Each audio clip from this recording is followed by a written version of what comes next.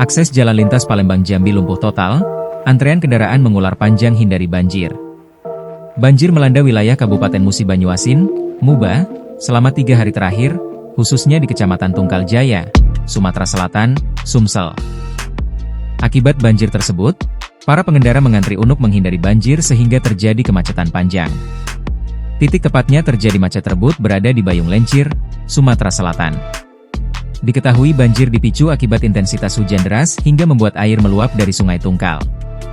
Bahkan banjir merendam pemukiman warga dan memicu kemacetan parah di Jalan Lintas Timur, Jalintim, pada Selasa, 8 April 2025. Sejumlah video beredar di media sosial menunjukkan antrean kendaraan yang mengular akibat banjir yang menggenangi jalur utama penghubung antar desa sejak sekira pukul 3 waktu Indonesia Barat. Tak hanya kendaraan warga setempat, arus pemudik yang melintasi jalur ini juga terdampak cukup serius. Sejak subuh, gelombang pemudik masih terus melintas, memperparah kemacetan. Berdasarkan data sementara yang diperoleh Tribun Network, sebanyak 35 kepala keluarga, KK, telah dievakuasi dari rumah mereka yang terendam banjir. Proses evakuasi dilakukan oleh aparat kecamatan bersama polsek setempat yang sigap turun ke lapangan.